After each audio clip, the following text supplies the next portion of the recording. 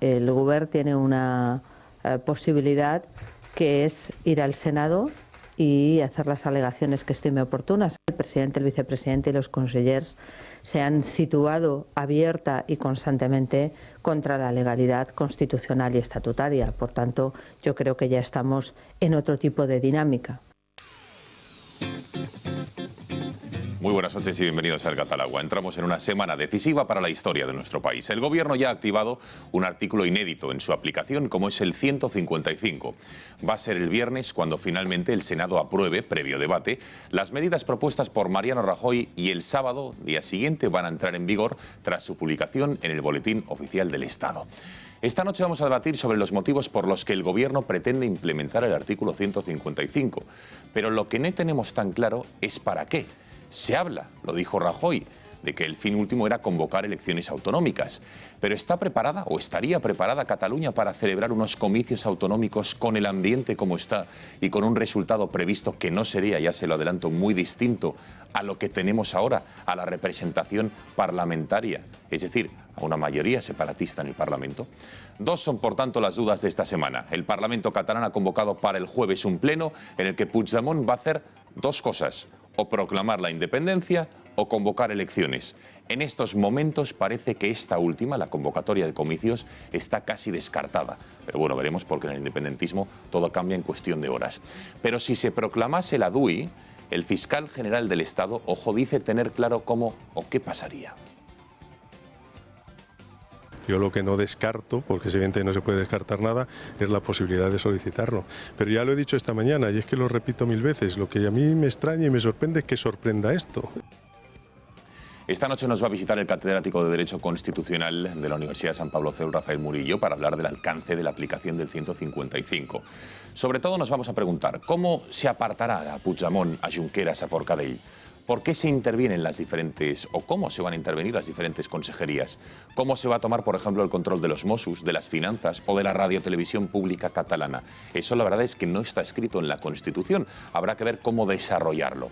Ante ese, digamos, control en el poder autonómico, el consejero de Exteriores, Raúl Romeva, avisa: los funcionarios no van a obedecer al Estado.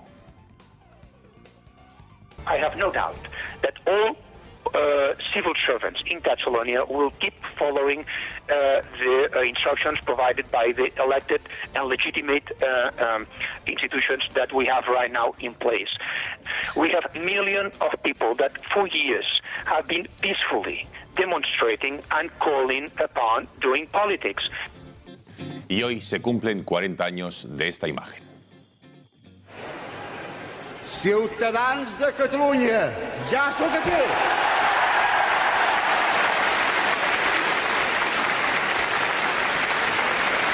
Ja sóc aquí!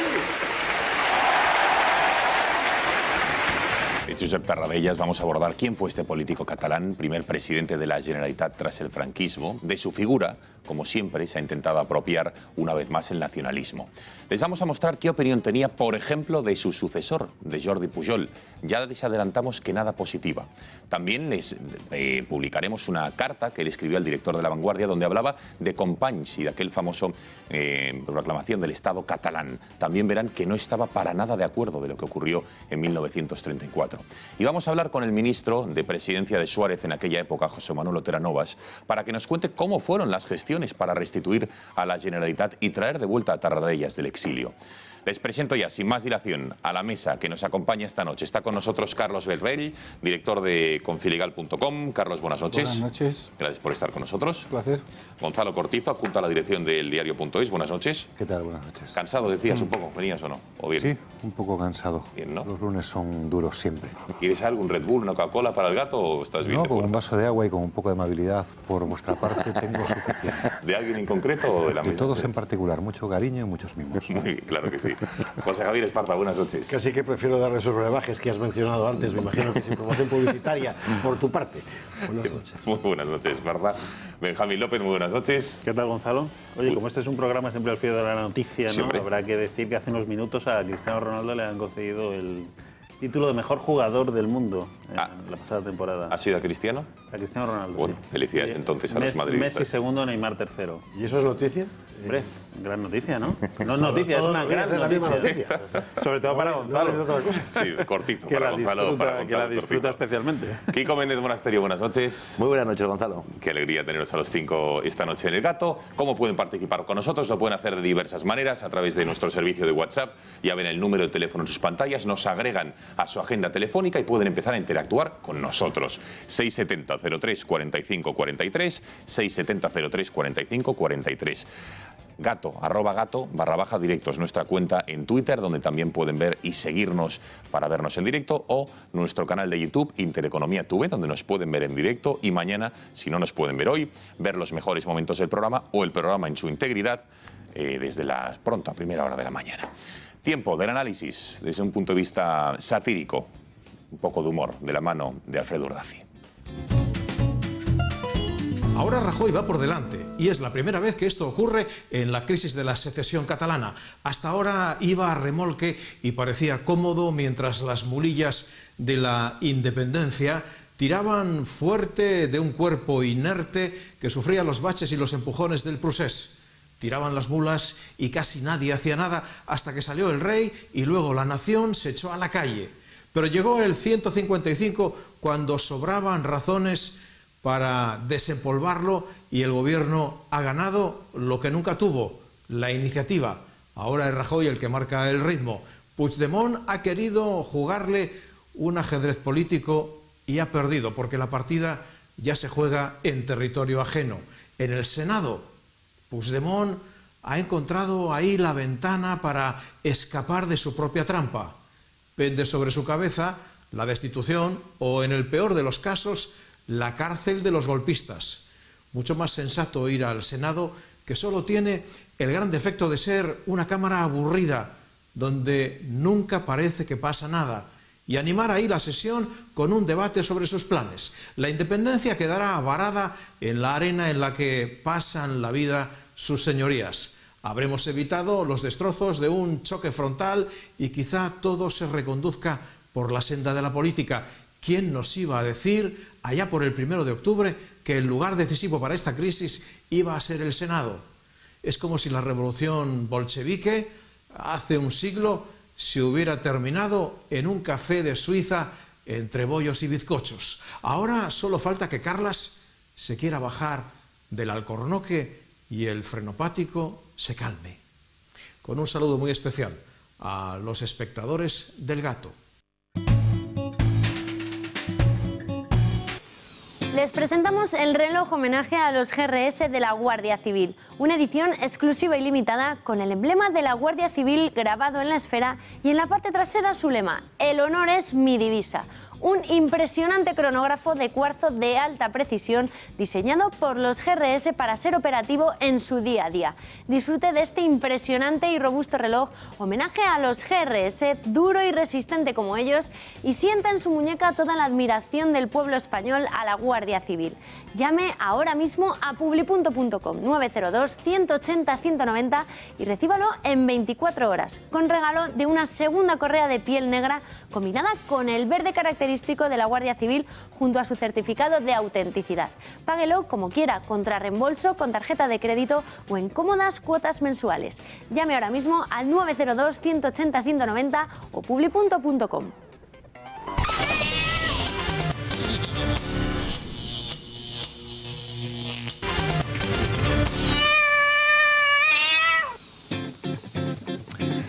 Pasan 11 minutos de las 10 de la noche. Si les parece, hoy comenzamos con la efeméride sin lugar a dudas del día, que es que hoy se cumplen ni más ni menos que 40 años de la imagen que les mostrábamos al comienzo del programa. Era 1977, tal día como hoy, cuando Josep Tarradellas volvía y pronunciaba aquel famoso discurso con Ciutadans de Cataluña, ciudadanos de Cataluña, ya soc aquí, ¿no? Ya estoy aquí, y después hacía un discurso de unos breves minutos.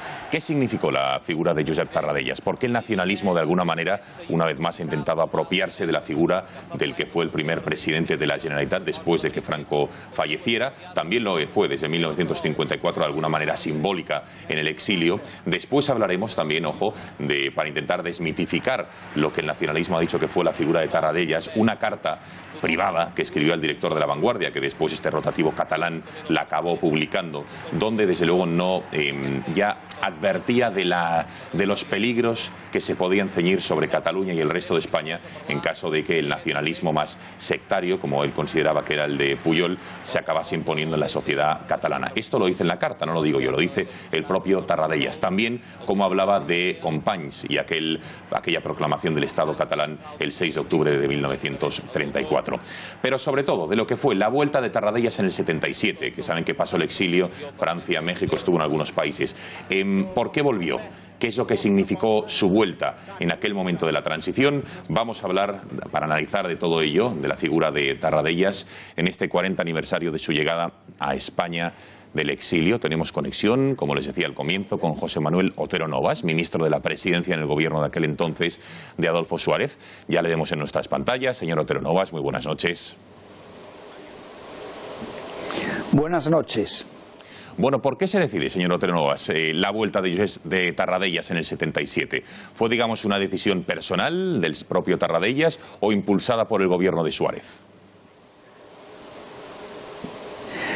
Bueno, concretamente a mí me visitó en la primavera de 1976, es decir, un poquito antes, ya muerto Franco, me visitó un amigo de Barcelona, Manolo Milián, y me planteó la posibilidad de que en la reforma política que íbamos a comenzar, que pudiéramos contar con Tarradellas, que Tarradellas podría venir a España.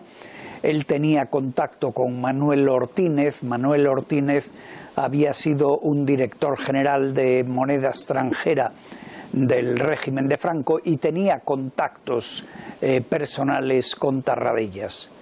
Yo lo hablé con Fraga, con quien entonces yo trabajaba, y a Fraga la idea le pareció muy bien.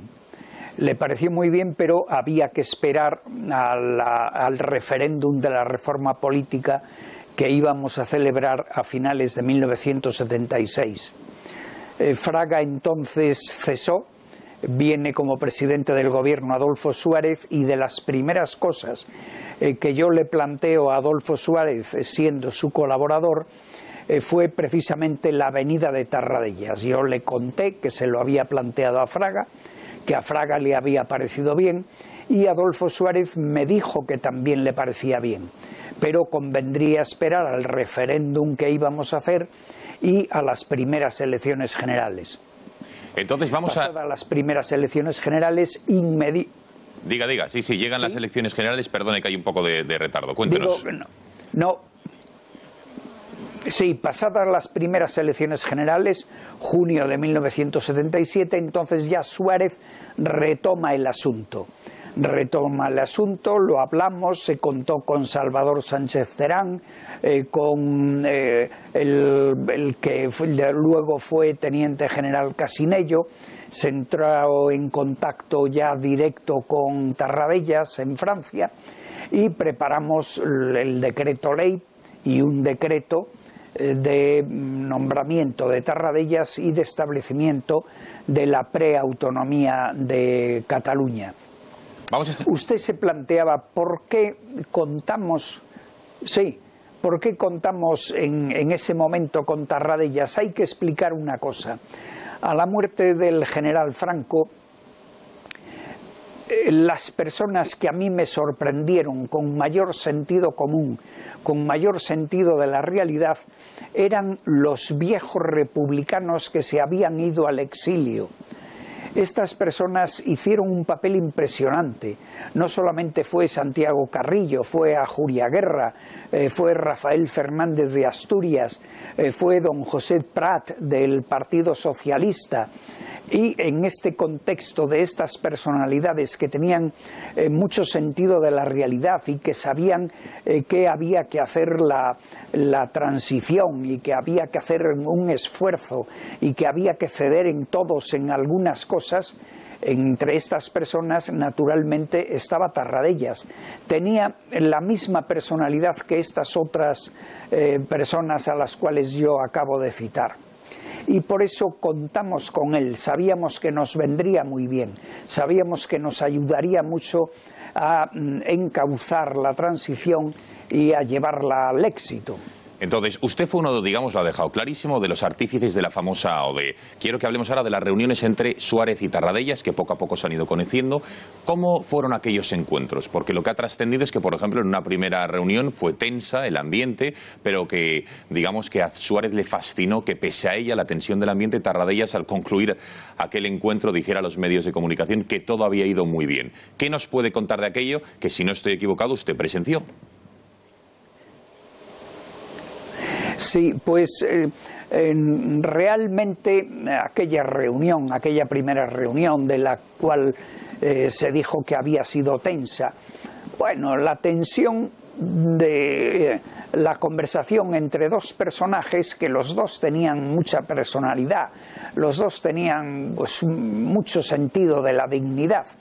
Entonces, pues hay aquella frase de Tarradellas de que yo soy el presidente de la Generalitat y aquella otra frase de Suárez de que, bueno, usted lo que es me lo debe a mí. Bueno, estos son gestos de dos personas de carácter muy destacado. Pero realmente Suárez y Tarradellas se entendieron bien. Yo no creo que haya habido un malestar entre ellos. A mí Adolfo Suárez me habló muy bien de esa reunión. Me dijo que él lo consideraba fantástico, que se entendía bien con el señor Tarradellas, y así fue. Así fue. Tarradellas, siempre que vino a Madrid, en las conversaciones que tenía con Suárez, etcétera, siempre hablaba en tono constructivo. Tarradellas sabía las dificultades que teníamos y él lo que quería era ir avanzando con realismo y con buen sentido. Bien. Y ciertamente Tarradellas, en mi opinión, fue un hombre de Estado. Bueno, entonces yo le podría contar algún detalle. A ver, un detalle. Que lo acredita. A ver, un detalle brevemente de que acredite que era un hombre de Estado. Bueno, sí. No, pues como detalle, yo después de ser ministro de la Presidencia pasé a ministro de Educación. Teníamos unos grandes problemas porque estábamos inaugurando multitud de colegios, una gran cantidad de colegios. Teníamos que buscar muchos profesores rápidamente y en un comienzo de curso de 1979 en Barcelona se me planteó la exigencia de que la provincia de Barcelona necesitaba más profesores. En aquel momento darle más profesores a Barcelona significaba dejar de dárselos a otra provincia española y yo no podía aceptar ese planteamiento. Se me montó una campaña feroz en Barcelona. Se llegaron a poner a los niños cerrando el paso de los coches en las autopistas. El gobernador civil de Barcelona me llamó alarmado que iba a haber muertos. Bueno, yo no cedí, de acuerdo con el gobierno, no cedí y finalmente se solucionó el problema. En cuanto se solucionó el problema, la primera llamada que yo recibí, antes que la de Adolfo Suárez, fue la de Tarradellas. Tarradellas para felicitarme y para decirme que efectivamente si queríamos construir una democracia no podíamos ceder a esas exigencias medio revolucionarias de algunos grupos. A mí me demostró que Tarradellas estaba en un alto nivel político. Bueno, señor Otero Novas, hemos recuperado una carta del 81, cuando Tarradellas fue presidente, del 77 al 80, en el 80 le toma el relevo Pujol, en el 81 el propio Tarradellas le escribe esta carta al director de La Vanguardia, era una carta privada, en la que ya advertía de que con Pujol en el poder, y solo, ojo, llevaba Pujol un año en el cargo, se avecinaban cosas como las que hoy estábamos viendo. Y ponía esta anécdota, por ejemplo, ya sabe que por encargo del presidente Suárez fui delegado del gobierno para dar posesión de la presidencia de la Generalitat a Pujol. Días antes le indiqué de que me parecía normal que en ese acto acabara mi parlamento con las palabras tradicionales de siempre, es decir, gritando vivas a Cataluña y a España. Esta propuesta me parecía lógica, pero con gran sorpresa por mi parte no fue aceptada por Pujol. Bueno, después prosigue este contacto epistolar entre Tarradellas y el director de La Vanguardia, diciendo o advirtiendo de las cosas que se han cumplido durante los últimos 30 años. Señor Otero Novas, ¿cree que con Tarradellas, si hubiese estado más tiempo en el poder, hubiese cambiado algo de cómo ha arraigado el nacionalismo con Pujol? O porque, dicho de otra manera, ¿por qué fue tan crítico con Pujol el señor Tarradellas? Bueno, los problemas suyos con Tarradellas, pues yo he oído hablar de ellos, pero no los he vivido. No me refiero a nivel personal, me refiero a nivel político. Sí, y a nivel político, pues tampoco me los conozco muy bien. Lo que sí sé es que Tarradellas quería que la evolución de la autonomía catalana fuera como la habíamos diseñado en la Constitución. Esto me consta porque él sabía que yo también tenía mis diferencias dentro con los míos. Tuve mis diferencias con el gobierno cuando en mayo de 1980 se pasó a eso que vulgarmente se llama el café para todos o algo parecido.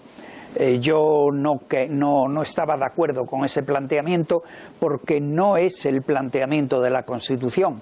La Constitución no generaliza las comunidades autónomas, no las iguala, no las acelera, sino que exactamente al contrario. Y bueno, y hay un momento en el que hubo pues unos pactos de la UCD con el PSOE y se cambió el sentido de lo que habíamos establecido en la Constitución. Yo discrepé del gobierno, Tarradellas conoció mi discrepancia y me escribió una carta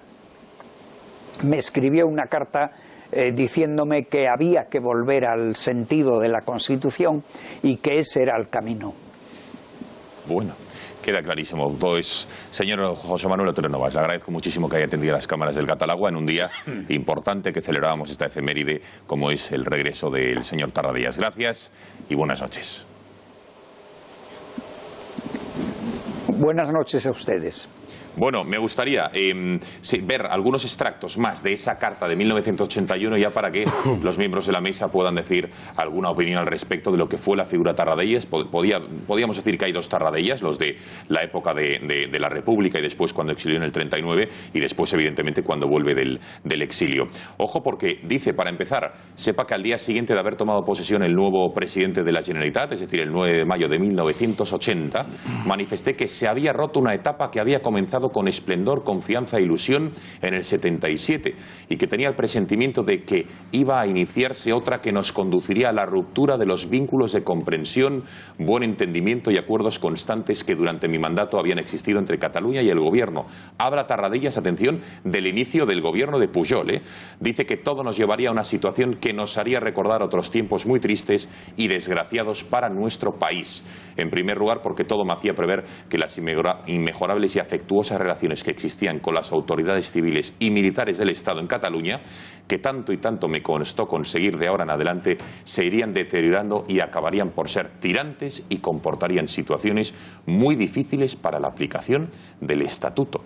Casi es algo premonitorio lo que ocurre a día de hoy. Bueno, Esparza, ¿quién fue Tarradellas? ¿Por qué esa gran diferencia entre el Tarradellas de la República con el que volvió del exilio, si es que existió tal diferencia, a tenor de lo que nos ha comentado el señor Otero Novas y esta carta tan crítica con Companys en su día, con su proclamación del Estado catalán y sobre todo con Pujol?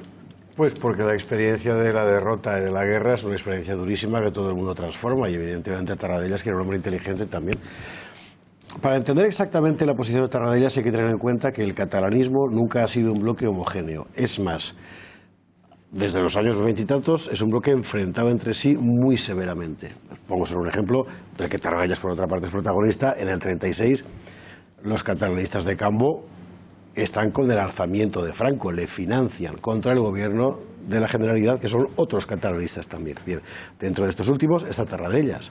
Y él allí ve, aparte de aprobar una ley del aborto por motivos raciales, que es una cosa muy simpática que hace Tarradellas como consejero de Sanidad, allí ve cómo el gobierno de la República, del Frente Popular, se queja, y con razón por cierto, de que el gobierno de la Generalidad estaba en la práctica insurrecto contra el gobierno de la República, mientras al mismo tiempo dentro de Cataluña la FAI y la CNT y el POUM estaban insurrectos a su vez contra la Generalidad de Cataluña. Y quiero recordar que la cosa termina con un montón de catalanes fuera de Cataluña combatiendo al gobierno de la Generalidad. Dentro de Cataluña, la gente del SIM persiguiendo a nacionalistas catalanes porque eran católicos, mientras Companys trataba de, nadie sabe muy bien qué, salvo afianzar su propio poder. Es una experiencia amarguísima que demuestra el fracaso completo de la idea que ellos tenían de construir una nación catalana. Durante la época de Franco, contra lo que dice ahora Romeva, Cataluña es una región ampliamente privilegiada. Y quiero recordar que los fundadores de Òmnium Cultural, por ejemplo, son excombatientes del ejército de Franco. Por ejemplo, Millet, ¿no? Es que nos han contado muchas mentiras. Cuando Tarradellas vuelve, ¿qué es? Pues es el único tipo que es capaz de enlazar con los dos campos del catalanismo y reunificarlos, sobre la base de mantener el statu quo, evidentemente. Yo soy de los que han estado fuera, por tanto tengo, digamos, la legitimidad del exilio y al mismo tiempo sé que vosotros habéis estado aquí comodísimamente. Luego vamos a llevarnos bien. ¿Qué representa Pujol? Lo contrario. Pujol lo que representa es una voluntad de romper con lo que ha sido la historia real para construir otra cosa distinta. La Pujolandia que ha llegado a donde estamos hoy. Claro, él lo vio venir, evidentemente, porque Pujol, quiero decir, nunca ha ocultado cuáles eran sus pretensiones, ¿no? Y de ahí sus quejas amargas y también, por cierto, el comentario en los meses previos al golpe de Estado del 23F de que era necesario un golpe de timón, que es literalmente una expresión de Tarradellas. Un extracto más, Esparza, que me gustaría destacar de esta carta que le envió, insisto, Tarradellas al director de La Vanguardia. Era privada, finalmente por interés, digamos, público, La Vanguardia decidió publicarla.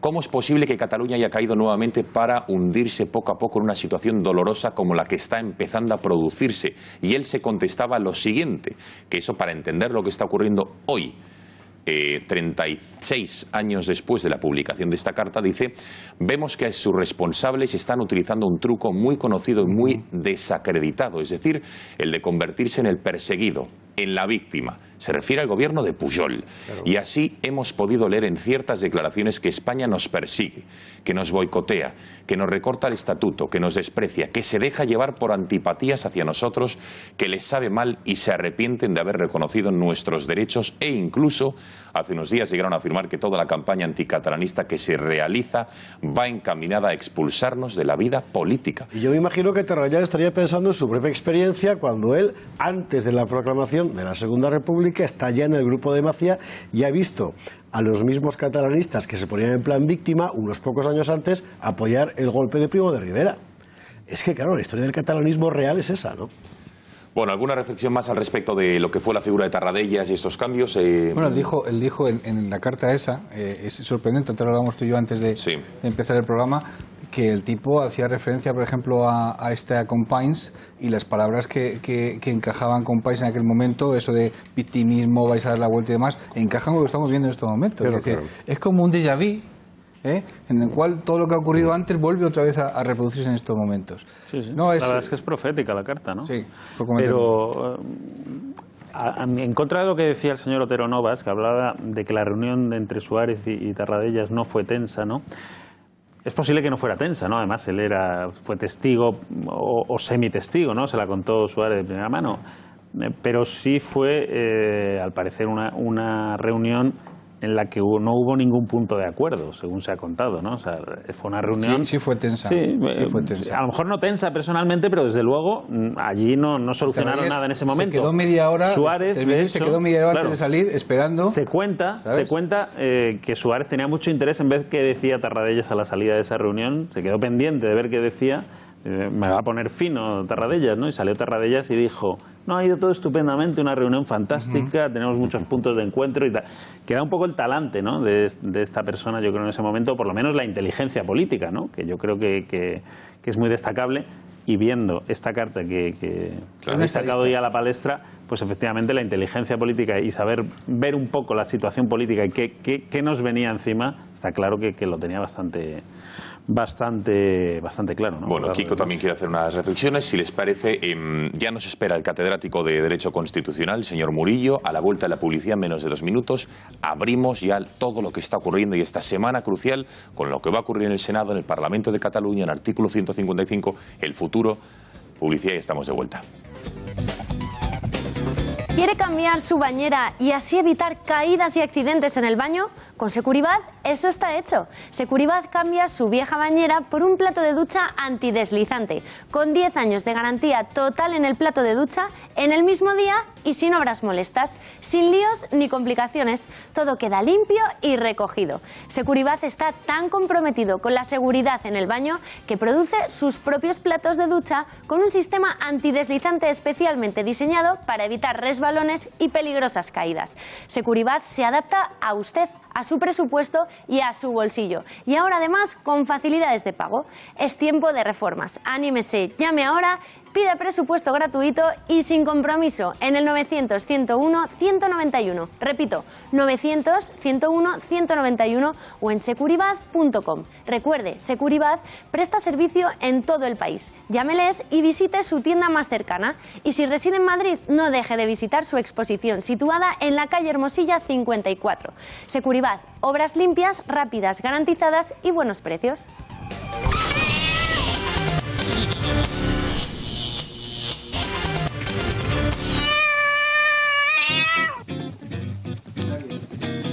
Bueno, pasan 36 minutos de las 10 de la noche. Aquí seguimos en El Gato al Agua. No sé si queríamos hacer, Kiko, alguna reflexión de la figura de Tarradellas antes de adentrarnos en lo que ha sido la noticia de este fin de semana y esta semana con el 155. Sí, solo brevemente, porque como vemos efectivamente, como dice muy bien José Javier Esparza, el catalanismo tendemos a verlo a veces como un bloque y es de una complejidad política aplastante. También sus propias figuras, incluso dentro de cada figura, la evolución de cada uno de estos personajes. Es verdad que decía José Javier, claro, que es que perder una guerra hace una mella importante en el proyecto político de una persona, de un hombre de Estado, de un ideólogo. Pero eso creo que no debería hacernos olvidar las posiciones de Tarradellas y los planteamientos de Tarradellas en los años 30. Tarradellas es un hombre de la Esquerra Republicana, colabora en el gobierno de Companys. Hace muy poco tiempo los diarios de los anarquistas jefes en Cataluña le relacionaban, le acusaban directamente de haberse quedado con 200.000 francos de entonces pagados por los maristas, los malos maristas franceses en Francia, para rescatar a los maristas catalanes. Tarradellas cogió ese dinero. Lo que le molestaba a los anarquistas era que fuera para rescatar curas, no claro, que se quedara el dinero. No, claro.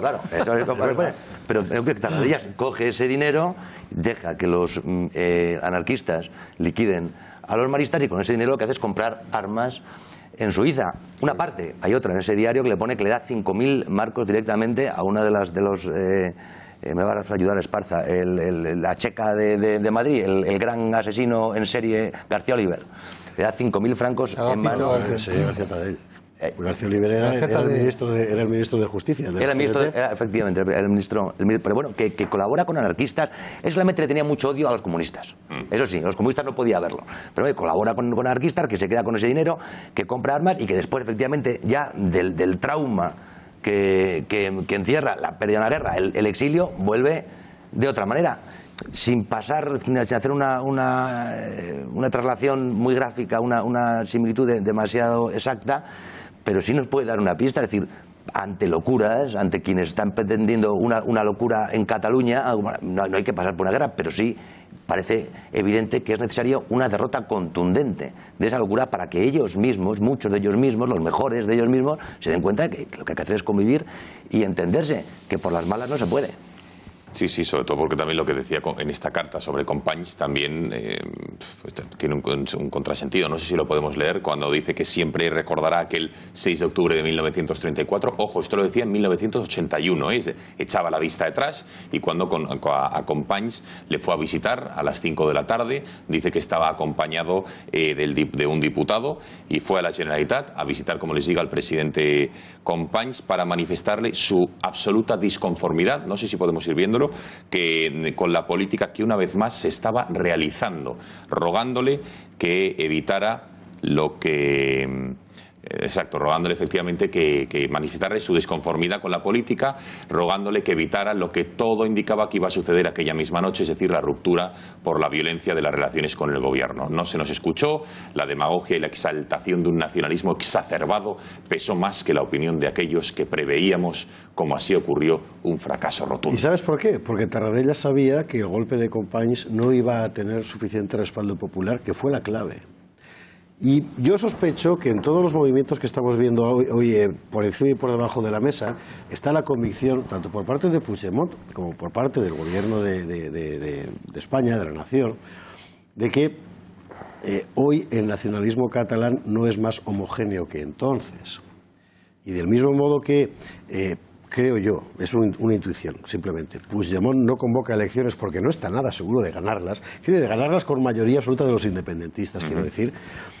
Por lo mismo, alguien en Madrid sigue pensando que es posible que haya un gobierno de mayoría nacionalista con el que poder pactar. Moderado, ¿no? Como se dice. Claro. Bueno, venga, vamos a abrir lo que es el melón de la situación política actual, 2017.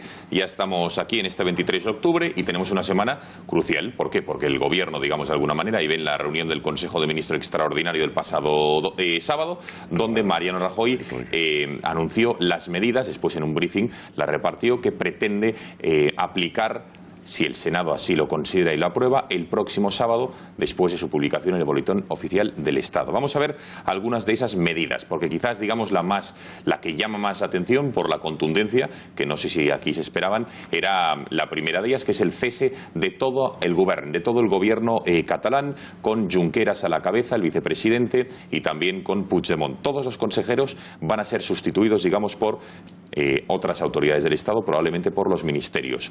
Va a haber un Parlamento limitado, va a seguir en funcionamiento, pero no podrá, por ejemplo, nombrar a un nuevo presidente de la Generalitat o designar otro gobierno, convocar elecciones, etcétera, etcétera. El tercer punto, intervención autonómica total. ¿Qué quiere decir? Que los ministerios, como les decía, van a ser quienes tomen el control de la Generalitat. La intervención afectará a consejerías, entidades que dependan de ellas y al sector público también empresarial. Los Mossos d'Esquadra es una de las grandes incógnitas porque depende del consejero del Interior, como este va a ser sustituido, supuestamente el mayor trapero también, y veremos cómo se implementa esta medida de relevo en los mandos policiales. Ojo, porque en el decreto, digamos, del gobierno dice que incluso pueden ser la Policía Nacional la que se haga cargo, digamos, de los Mossos d'Esquadra, y eso también es importante. Y los medios de comunicación pública es otra de las grandes incógnitas, sobre todo con TV3 y Catalunya Radio a la cabeza, que van a ser medios donde, ojo, el gobierno ha dicho que quiere que se recupere la objetividad, la pluralidad y una información veraz, como si con el gobierno de Rajoy Televisión Española así lo fuera. Pero bueno, esto es lo que hay. Tenemos con nosotros a Rafael Murillo, catedrático de Derecho Constitucional. Señor Murillo, buenas noches. Buenas noches. Bueno, si tuviera que poner un calificativo, calificar de alguna manera el tipo de aplicación que hizo Rajoy del artículo 155 el pasado sábado, porque se ha dicho que podía ser blando, podía ser duro, podía, digamos, intentar atemporarlo, pero ¿cómo lo calificaría usted? Yo creo que oportuno.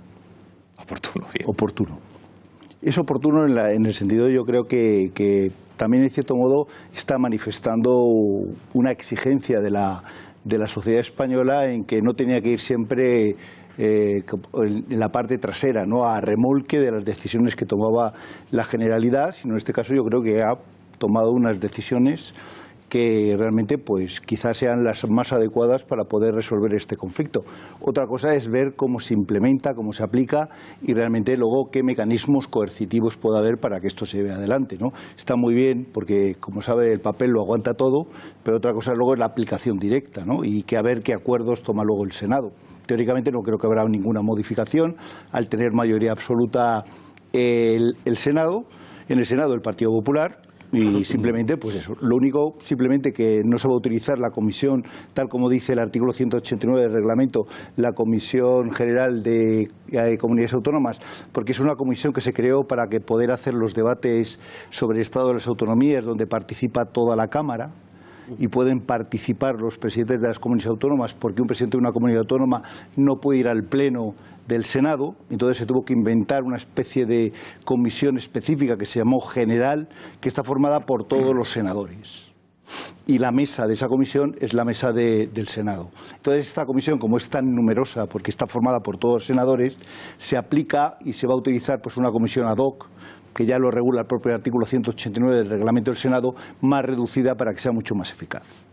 Bien, a partir de ahí, ¿cuáles son los tiempos, señor Murillo? Se lo digo porque el Senado de alguna manera envía como una especie de otro requerimiento. Otro requerimiento, así lo dice la norma. Al gobierno catalán para que respondan, incluso que vayan, se personen al Senado, a la Cámara Alta, para contestar, ¿no?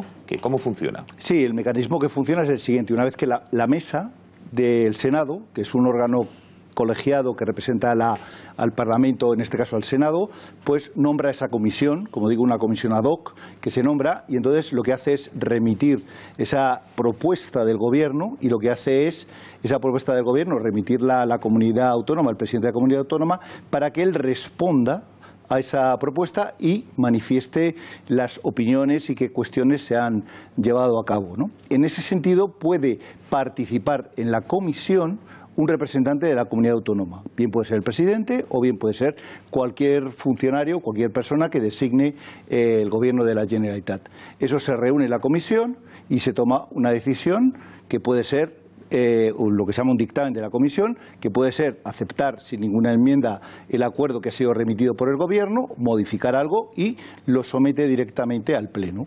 Entonces, del Senado. Digamos que va la persona designada por el gobierno o el gobierno catalán o el propio Puigdemont. ¿A qué iría el Senado? ¿A contestar a qué requerimientos o a qué preguntas? Pues a explicar qué es lo que ha hecho y por qué lo ha hecho y cómo lo ha hecho y por qué sigue en su misma situación y cómo ha respondido a los requisitos o los requerimientos que ha hecho el Gobierno. Es decir, simplemente manifestar su opinión sobre este tema y por qué se opone a este acuerdo que ha sido tomado por el Gobierno. Simplemente es escuchar, es el derecho de audiencia que se llama. Bien. Señor Murillo, tenemos claro, digamos, por qué. El por qué el Gobierno aplica el 155 está claro, dice está claro. De la Constitución, pero el para qué es lo que parece que no está claro, ¿no? Porque hay algunos que dicen que es para convocar elecciones, es un plazo de 6 meses, se habla incluso de la fecha del 28 de enero como comicios autonómicos.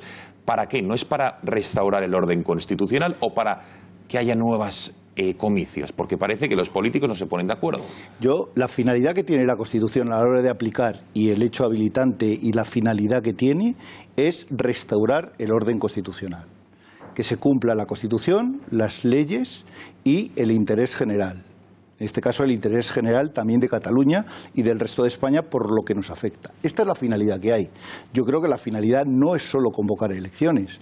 Por eso también se ha comentado y se ha puesto en los temas donde se interviene en primer lugar al Gobierno de la Generalitat, con lo cual es una idea nueva en el sentido de decir que eso va a permitir a ese órgano que no se sabe muy bien quién va a ser ni quién lo va a decidir. Parece ser que aquí es una cláusula abierta donde permite el Senado que sea el Gobierno quien designe qué autoridad va a suplir a los consejeros de la Generalitat y al propio presidente. O sea, ese punto todavía no está claro. Claro, no está claro porque tampoco lo determina este acuerdo, ¿no? Este acuerdo que será transformado luego en una decisión, porque claro, el tipo normativo es muy raro, porque realmente lo que es un acuerdo del Senado, o sea, no tiene ni capacidad normativa para saber qué es, no es una ley, sino simplemente es un acuerdo del Senado, en este sentido, y por lo tanto, pues lo que va a marcar es qué autoridad es la que va a hacer, y entonces para ello utiliza unos mecanismos. La finalidad última no creo que sea la celebración de elecciones, sino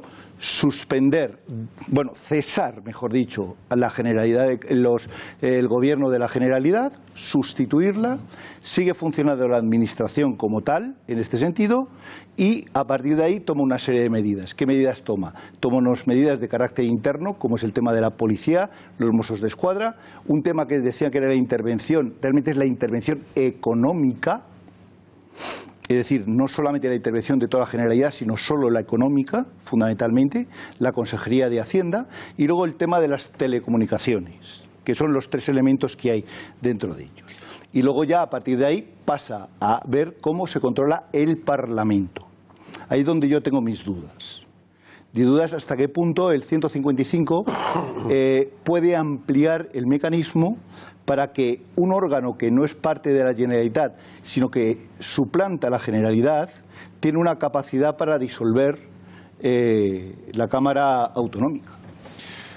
Antes de abrir el debate a la mesa, se ha hablado de la aplicación del 155, desde el nacionalismo se ha calificado como golpe de Estado, como la suspensión de la autonomía directamente, como volver a épocas franquistas e incluso como volver, hablábamos ahora de Tarradellas, a la España de 1977.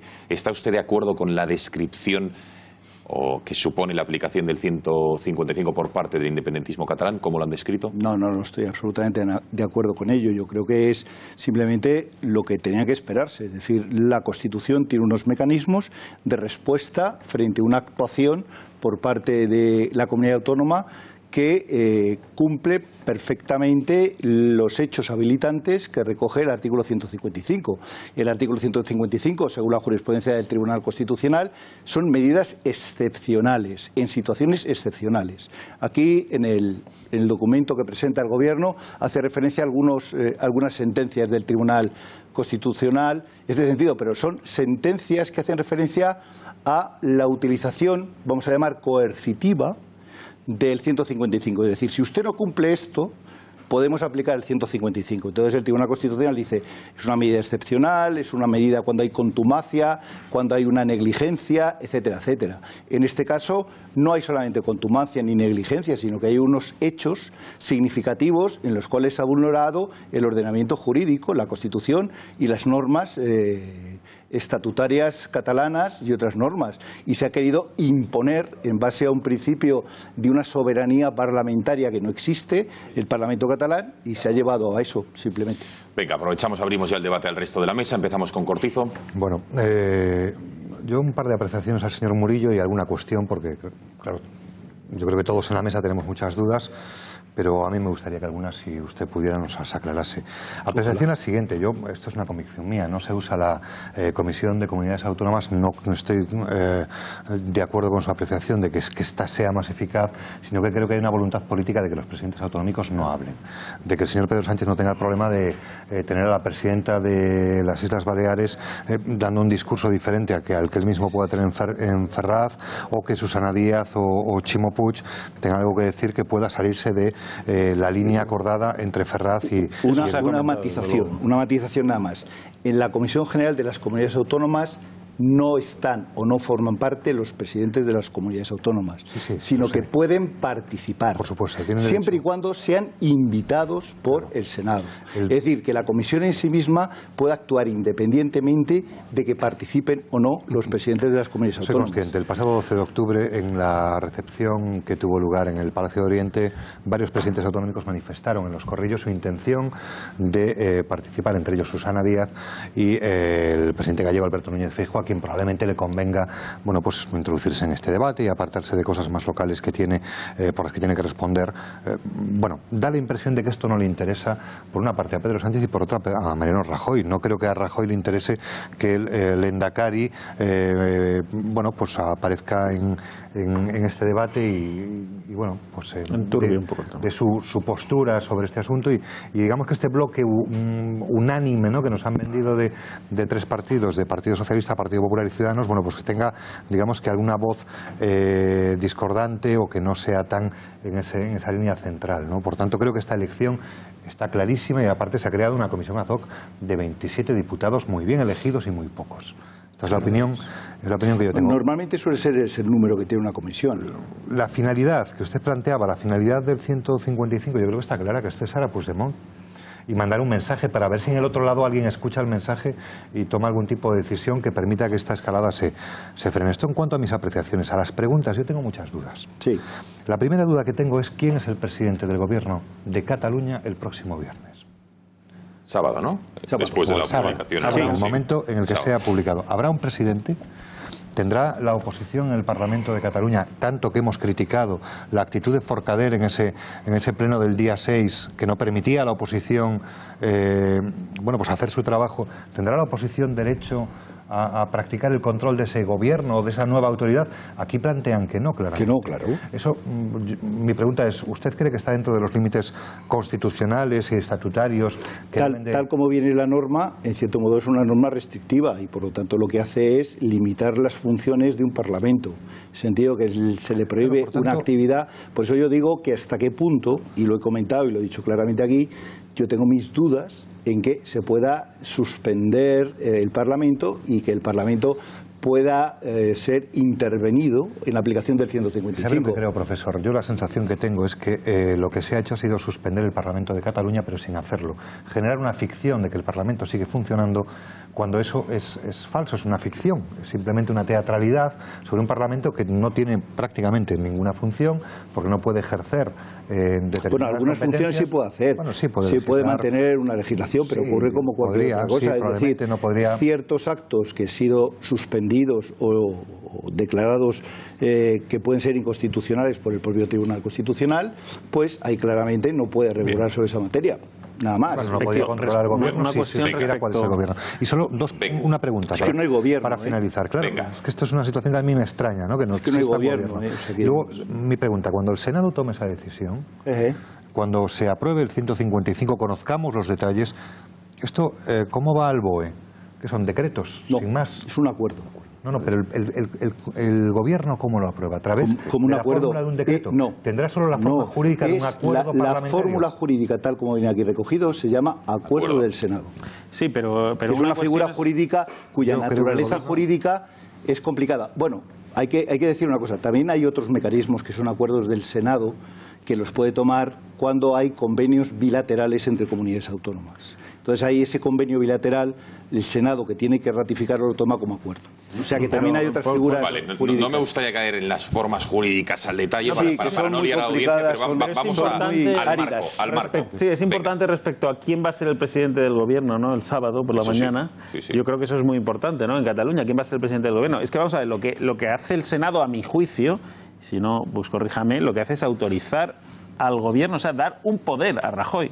Efectivamente. Y es el Consejo de Ministros, que se va a reunir el viernes probablemente por la tarde o el sábado por la mañana, el que tome esas decisiones, quién va a ser el presidente del gobierno. Y eso sí que tiene que ser, esos acuerdos sí que tienen que ser, según explican en Moncloa, mediante reales decretos. Eso sí. ¿Y tendrían que ser convalidados en el Congreso de los Diputados? Pues hombre, Rajoy, como todos los reales decretos, ¿no? Tienen que pasarlo. No todo real decreto, no tiene que ser real decreto ley. No hablemos a la vez. Claro, ley. No sé exactamente. Pero yo creo que no sea necesario real decreto ley. Claro. En todo caso, tiene que ser un acuerdo del Consejo de Ministros el que entre en ese detalle de a quién pone de presidente de gobierno, a quién pone de consejero de Interior, etcétera, etcétera. Eso tiene que ser el Consejo de Ministros reunido después de que el Senado, de alguna forma, otorgue un poder a Rajoy, ¿no? Eso yo creo que eso es evidente. No en el momento que el Senado apruebe por mayoría este 155, las medidas están ejecutadas. Eso no es así. No es así. Tiene que ser luego el Consejo de Ministros el que lo acuerde. Claro. El que lo acuerde. Es una norma que está abierta, en el sentido que será. Yo creo que aquí el Senado no va a decir nada, sino que va a dejar un mecanismo abierto para que luego tome la decisión el Gobierno como le interese. Claro. Nombrar una sola persona, nombrar un órgano colegiado, diferenciar determinadas cosas o que lo asuman los ministros correspondientes. Claro. A mí me preocupa, señor Murillo, una cosa fundamental. Sí. Y es lo siguiente. En Cataluña hay 200.000 funcionarios, 20.000 funcionarios de organismos centrales y 17.000 son Mossos de Escuadra, por supuesto. ¿Cómo después, sí, las grandes ideas son muy buenas, pero cómo narices se impone eso sin, ya digo, molestar, vamos a llamarlo así, a aquellos que en Cataluña ya se sienten molestos por el 155? Es decir, claro, ¿van a llegar a esto a Cataluña los hombres de negro de Madrid a imponer allí en castellano, además, las órdenes del Gobierno de Madrid? O sea, quizá estemos creando aquí un follón muy gordo, echando más gasolina al fuego. No sé si esto está delimitado o no, pero me gustaría saber su opinión. Pues realmente lo que dice aquí, que todas las normas que sean dictadas por este órgano, tendrán que ser cumplidas por los funcionarios, no habla de funcionarios, sino habla de personas que trabajen al servicio de la Administración, tanto laborales como no laborales, y tendrán su responsabilidad disciplinaria si procede, y tendrán las responsabilidades patrimoniales, contables, penales o de otro orden que se pueda alegar. Es decir, que va tanto el criterio disciplinario, por lo tanto, en la vía administrativa y luego, en su caso, en otro tipo de vías que hay. Es lo que recoge aquí. Es decir, será ese sentido que sería pues una desobediencia por parte de los funcionarios en su caso, ¿no? Claro, y ese es el problema que hay en el sentido que ocurre que si no lo hacen, ¿no? Pues habrá que tomar estas medidas que yo creo que es bastante complejo de hacer. ¿Le preocupa lo que ha dicho Romeva hoy en la BBC, en la radio pública británica, que decía lo siguiente al respecto de lo que van a hacer los funcionarios? Porque dice que desde luego no van a obedecer la intervención del Estado, sino que van a obedecer al Parlamento y al gobierno legítimo del pasado 25 de septiembre de 2015. Vean. I have no doubt that all civil servants in Catalonia will keep following the instructions provided by the elected and legitimate institutions that we have right now in place. We have millions of people that for years have been peacefully demonstrating and calling upon doing politics. Señor Murillo, ¿qué le parece lo que ha dicho consejero de Exteriores de la Generalitat de Cataluña? Algunos decían, bueno, no sé si tiene mucho peso, a partir del sábado lo tendrá, pero habla de los funcionarios, de los 200.000 a los que hacía referencia Verbel, o 180.000. Peso es una declaración política. Sí. Entonces él siempre barrerá para sus ideas y sus planteamientos y deseará que los funcionarios pues se le pongan de su lado. Lo que yo no sé es cada funcionario qué es lo que pensará, porque también ahí le va a afectar a la cuestión económica, ¿no? Porque si estos funcionarios, si les aplica los criterios disciplinarios, entre ellos son las suspensiones de empleo y sueldo, ¿no? Claro. Entonces, claro, esas cuestiones habrán que tenerlas en cuenta, ¿no? Como el tema esa de esa huelga patriótica que hicieron, pues ya se comentó que a los funcionarios se les iba a retirar el dinero correspondiente, que no solamente es lo que ganan ese mes, sino la parte proporcional de pagas extra, la parte de vacaciones, es decir, que es una cantidad significativa, ¿no? En ese sentido. Y yo no sé si esas medidas que son coercitivas en ese sentido, porque realmente pues están ahí, pues es lo que tiene, ¿no? Venga, Kiko y Esparza. No, yo lo que pasa es que entiendo que el punto del debate ahora es este, ¿no? Y es interesantísimo escuchar a un experto constitucionalista, aunque también da cierto miedo entender, como hemos leído durante estos días, que ni entre los grandes expertos y doctores constitucionalistas vamos a escuchar un criterio unánime, ¿no? Sino que, sobre todo, la cantidad de matices que van a surgir una vez empiece a aplicarse legalmente el artículo 155. Y entiendo que esta parte del debate está muy alejado del sentir de los ciudadanos y de la gravedad de los sucesos que estamos viviendo en Cataluña, donde no según mi opinión, sino según la opinión del jefe del Estado, de la vicepresidente del Gobierno o del primer presidente del Gobierno, hay una ruptura de la legalidad, no hay democracia, hay un ataque continuado al Estado de Derecho. Es decir, esas expresiones tan grandilocuentes y tan duras de escuchar, que se hemos escuchado a prácticamente todas las instituciones del Estado, cuesta entender que con toda la dureza, todo lo quirúrgico o no quirúrgico que queramos, cuesta entender que la respuesta del Gobierno, no si la del Estado, sino la del Gobierno, sea una aplicación de una medida administrativa. Es decir, hombre, no sé si efectivamente pues, si está faltando dinero, si allí se está... Pero si ustedes están diciendo que no hay democracia, que no hay Estado de Derecho, que no se rige la Constitución, entonces lo que hago es poner en marcha, empezar a poner en marcha un artículo de contenido puramente administrativo para recoger los poderes administrativos, a ver si dentro de una semana se aplica o no. Porque durante esta semana los sediciosos, los rebeldes, los insurgentes, o como queramos llamarlos, pero desde luego los políticos legítimos ya no lo son. Los que están fuera de la ley. Los que están fuera de la ley siguen al frente de la insurrección, de la rebelión o de la sedición. Es decir, y siguen a la razón de 200 empresas al día abandonando Cataluña. Yo pregunto lo que digo aquí las últimas semanas, ¿por qué se van las empresas de Cataluña? ¿Por qué se van 200 empresas al día de Cataluña?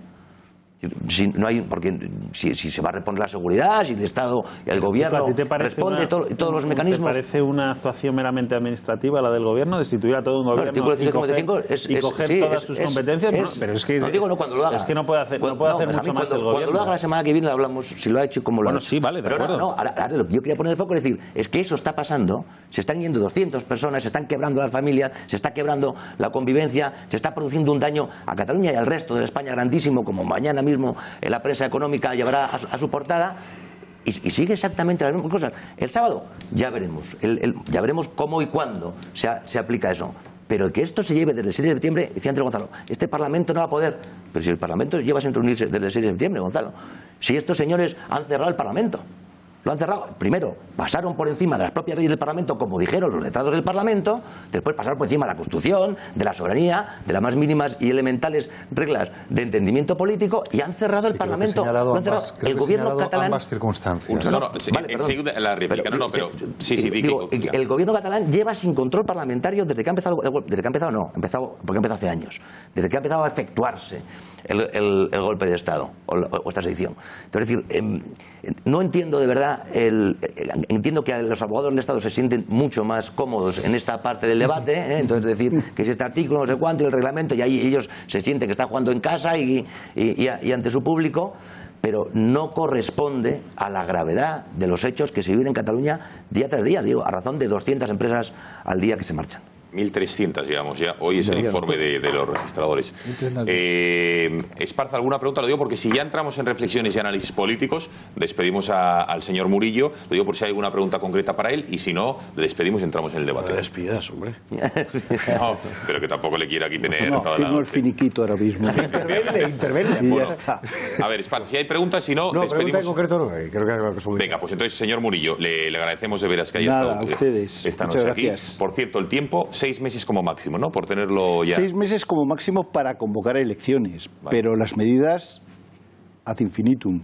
Y siempre se puede revisar. Y luego se puede revisar y el Gobierno Y el podrá gobierno tomar cada 2 otras meses tiene que rendir cuentas, bien. pero también, y esto es importante que se sepa, que el Gobierno también puede solicitar otras medidas al Senado.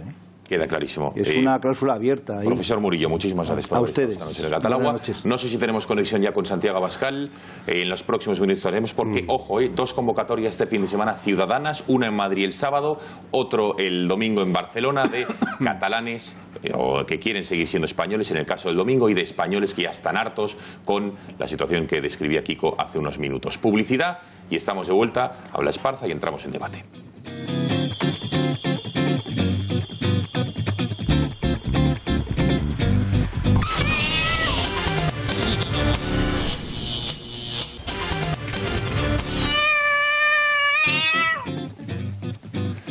Pasan 10 minutos de las 11 de la noche, aquí seguimos en el Catalagua. Me gustaría escuchar a los protagonistas porque, ojo, tanto la vicepresidenta Soraya Sáenz de Santamaría como el ministro de Justicia, Rafael Catalá, dicen, sí, esta semana está previsto la aplicación del 155 con la reunión del Senado y la publicación oficial en el Boletín Oficial del Estado el sábado, pero pueden cambiar las cosas siempre y cuando Puigdemont y sus adláteres así lo consideren, como convocando elecciones. Escuchamos a Rafael Catalá, ministro de Justicia.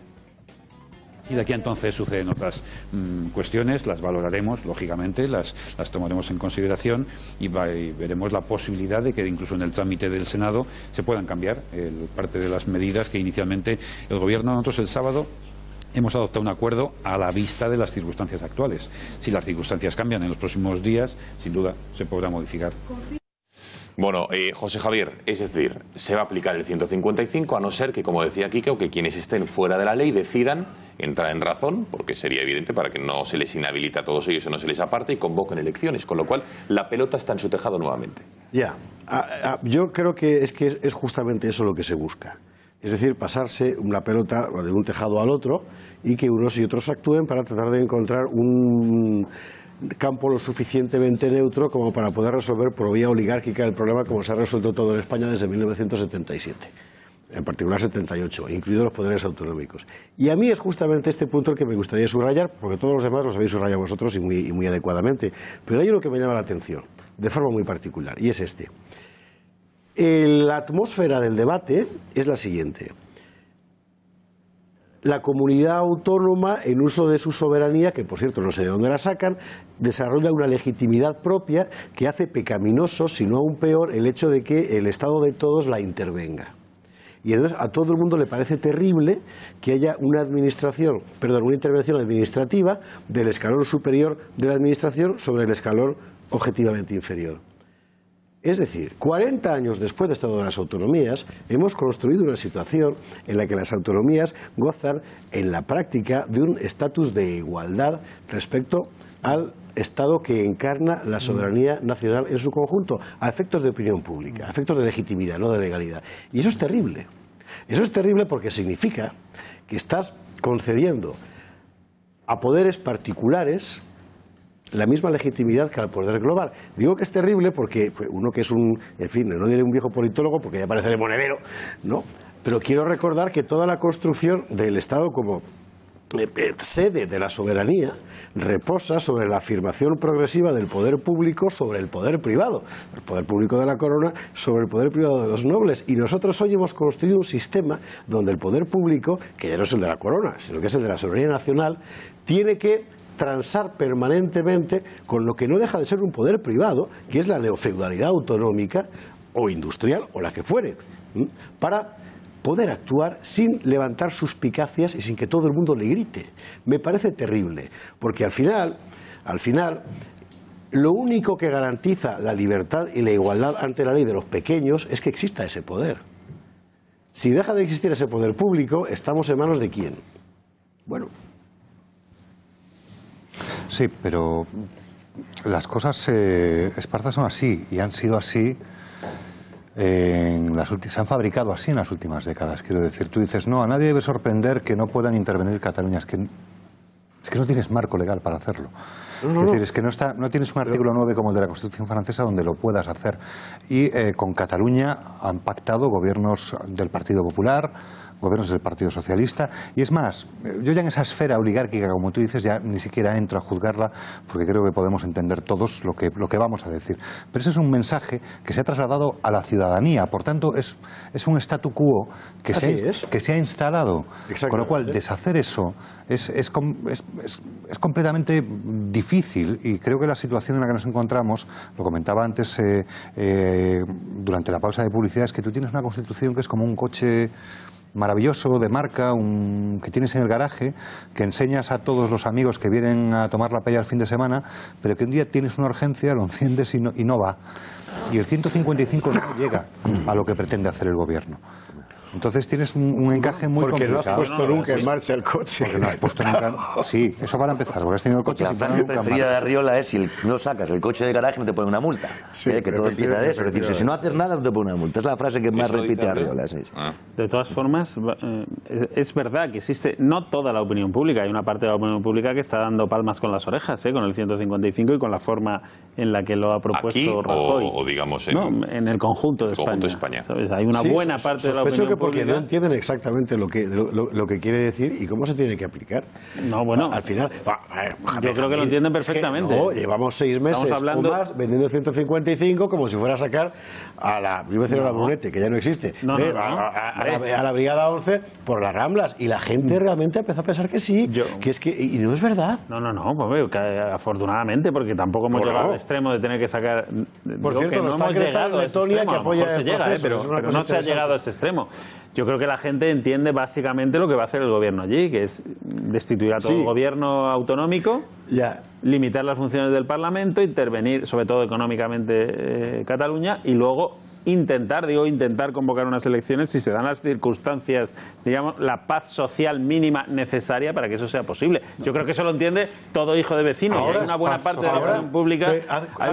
de la opinión pública, Esparza, que está de acuerdo con eso y está estoy de acuerdo con eso. Hay otra, pero claro, el problema, hay otra parte que no está de acuerdo.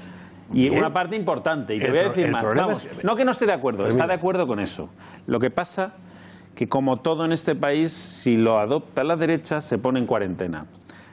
Y de ahí que Rajoy, porque aquí en esta misma mesa se ha dicho desde hace meses que hacía falta, que el 155 lo tenía que haber aplicado hace 2 años prácticamente, o 10. No, porque no estaba él, pero vamos, hace mucho tiempo, ¿no? Pero sin el consenso, y eso es una realidad social de España, sin el consenso, pero déjame terminar una historia. Por favor. Sin el consenso del PSOE y en este caso también de Ciudadanos, que viene bien también, pero desde luego sin el consenso del PSOE, aplicar el 155 sería políticamente y socialmente inviable en España. Entre otras cosas por lo que tú estás describiendo, porque se ha creado un caldo de opinión efectivamente y que no solo hace que las comunidades autónomas prácticamente estén de igual a igual con el Estado, sino que hace también que cualquier medida que tome un gobierno de derechas sea interpretada de forma, diríamos, torticera o de forma siempre sospechosa, ¿no? Por lo que tú quieras, pero eso es una realidad. Ahora seguimos el debate, pero tenemos conexión con Santiago Abascal, presidente de Vox, a quien ya saludamos. Señor Abascal, buenas noches. Muy buenas noches, Gonzalo. Bueno, hoy hemos conocido este fin de semana 2 nuevas concentraciones. Se vuelve a salir a la calle por parte de los que quieren, digamos, que Cataluña siga siendo española. Eso ocurrirá el domingo a mediodía en Barcelona, pero también en Madrid la Fundación de Naes para la Defensa de la Nación Española convoca otra manifestación. Creo, ahora nos dirá usted el lugar y la fecha, creo que es a mediodía. ¿Con qué objetivos, por los que usted puede saber? Es de nuevo el sábado, día 28, a las 12 del mediodía en la Plaza de Colón, y el objetivo es defender la unidad de España, defender la vigencia de la Constitución, la aplicación del artículo 155 y exigir que no haya impunidad para los golpistas. Yo creo que es absolutamente esencial que los españoles sigamos movilizados. Y de hecho los españoles seguimos movilizados, no hay más que ver las banderas nacionales en todos los balcones. Nadie está arriando la bandera de su balcón, nadie está retirándola, porque al final somos conscientes todos de alguna manera de que esto no ha terminado. No ha pasado el 12 de octubre, el día de la fiesta nacional, el día de la hispanidad, y la gente ha descolgado su bandera, porque sabemos que el día que la retiremos pues será un gesto de rendición en caso de que nos hayan rendido las instituciones españolas, o un gesto de victoria porque no ha habido impunidad para los golpistas. Y yo creo que eso es lo que se está jugando en estos momentos, y estoy absolutamente convencido de que si hoy el gobierno baraja con todas esas cautelas que estabais debatiendo y que son las mismas que yo tengo, las mismas sospechas que planteaba José Javier Esparza, si hoy el gobierno está planteándose la aplicación del artículo 155, yo no tengo ninguna duda de que tiene mucho más que ver con la movilización de los españoles en la calle que con las provocaciones de los golpistas. Y decir provocaciones a la Comisión de Delitos Penales me parece algo muy suave. Bueno, vamos concretamente a lo del 155. Aquí se habla de medidas administrativas, pero que tienen poco trasfondo político y que finalmente esta va a ser a voluntad, digamos, de los que están fuera de la ley, el gobierno, en este caso independentista de la Generalitat, el que se apliquen o no. ¿Cómo se evita? Convocando elecciones. ¿Qué le parece lo que anunció el pasado sábado el gobierno de Mariano Rajoy? ¿Cómo ve la aplicación que prevé hacer de ese 155?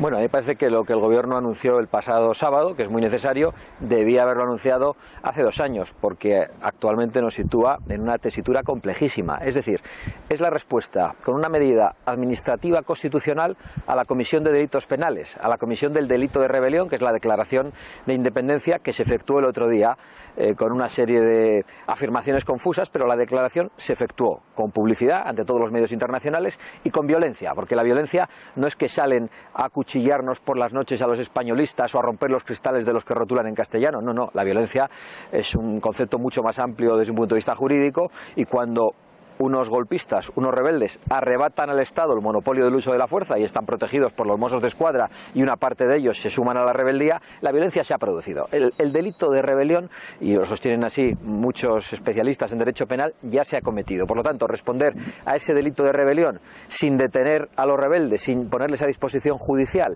sin que la abogacía del Estado presente denuncias por la comisión de esos delitos, y hacerlo únicamente con una medida administrativo-constitucional como el artículo 155, ante la que pueden hacer varias cosas, como bien decíais, adelantar la convocatoria de elecciones, por lo tanto no se podría hacer nada, ante la que puede ocurrir una cosa que humilla a las instituciones españolas, que es la de verse obligadas a recibir a un golpista en una institución tan importante como el Senado, e incluso podrían decir que se aplica el artículo 155, pero que no lo admiten y que tendrán que hacerlo de manera fáctica, es decir, que se rodean por los Mossos d'Esquadra, son rebeldes, y que vaya allí la policía y la Guardia Civil a sacarles del Parlamento y de la Generalidad de Cataluña. Por lo tanto, yo creo que estamos en una situación verdaderamente complicada y desconfío mucho de lo que se está haciendo por parte de las instituciones. Un par de preguntas más, señor Abascal. En primer lugar, una que me ha llamado mucho la atención y es que ustedes hacían una campaña, digamos, de crowdfunding, de recaudación vía, entiendan, nos explicará, internet el pasado viernes para obtener unos 20.000 euros, que es lo que les pide el Tribunal Superior de Justicia de Cataluña para hacer frente a esa fianza que les han impuesto para seguir con alguna de las querellas que ahí tienen interpuesta. No me llama la atención que hayan conseguido esos 20.000 euros, sino el récord de tiempo en los que ustedes han conseguido hacer frente a esa fianza, encima no solo 20.000, sino 40.000 en previsión de fianzas futuras, ¿no? ¿Cómo valora este hecho usted como presidente del partido? Sí. Bueno, lo valoro con satisfacción porque la sociedad española está movilizada y es consciente de la importancia de avanzar en esta vía penal. Nosotros recibimos con escándalo la imposición de estas fianzas porque entendemos que las fianzas tienen que existir para que no se planteen querellas de carácter temerario y para responder ante acusaciones infundadas. Pero nosotros presentamos esta querella antes de lo que le hiciera la Fiscalía. La Fiscalía la presentó después, se admitió a trámite la de la Fiscalía, la de Vox se admitió un mes después, pero si había base como para admitir la de la Fiscalía, no parece serio imponernos una fianza de esa naturaleza que desde nuestro punto de vista solo tiene una intención, que es apartarnos de la acusación popular, que no haya una acusación popular, para que en definitiva, al final, si no hay una acusación que plantea los delitos de rebelión y sedición, no puedan ser condenados por esos delitos. Y por lo tanto vemos con muchísima satisfacción que los españoles nos hayan apoyado de una manera tan abrumadora y estoy convencido que si se nos imponen otro tipo de fianzas volverán a hacerlo para poder continuar representándoles en este juicio tan importante. Bueno, señora Abascal, por último, quiero que escuche al fiscal general del Estado que ha dicho, ojo, no descarta en un momento dado pedir penas de prisión, ya lo decidirán los tribunales, en el caso de que Puigdemont declare la independencia de una manera unilateral el próximo jueves. Escuchamos. Yo lo que no descarto, porque evidentemente no se puede descartar nada, es la posibilidad de solicitarlo. Pero ya lo he dicho esta mañana, y es que lo repito 1000 veces, lo que a mí me extraña y me sorprende es que sorprenda esto. Quiero decir que esto es lo normal y natural en un Estado de Derecho. Si hay algo que la Fiscalía, que para eso tenemos esa responsabilidad, y en este caso somos y actuamos pues al servicio de los ciudadanos, si hay algo que la Fiscalía entiende que está dentro del Código Penal, que es un hecho delictivo, pues es lógico que se persiga. Pero hombre, el delito de rebelión, yo creo que una pena hasta 30 años de prisión sí es un delito de una gravedad considerable, claro. Bueno, ¿qué le parece? ¿Qué valoración hace usted, señora Abascal, de las palabras del fiscal general del Estado? Yo tengo un gran respeto por el fiscal general del Estado y creo que es una de las personas al frente de una de las instituciones más importantes en estos momentos que de verdad está dando la cara. Ahora bien, discrepamos porque nosotros pensamos que el delito de rebelión ya se ha cometido, es decir, la independencia ya se ha declarado.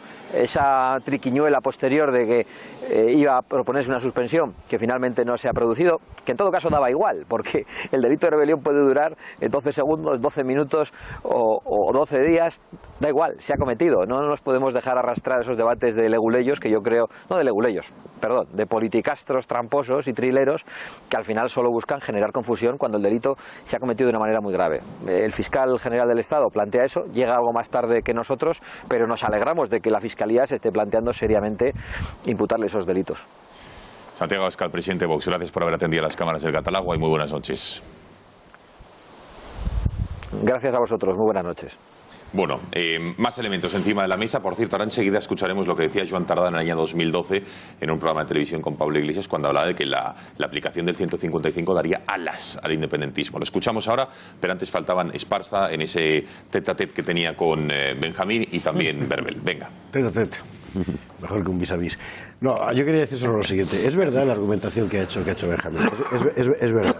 Pero creo que es precisamente la falta de arrestos para aplicar los recursos que tiene el Poder Ejecutivo a su disposición lo que provoca esta situación. De tal forma que cuanto menos los emplees, más agravas la situación. Y quiero recordar, por ejemplo, la ilegalización de Batasuna, medida a la que del Consejo de Ministros de entonces solo se opuso precisamente Mariano Rajoy porque no estaba seguro de contar con el apoyo del PSOE.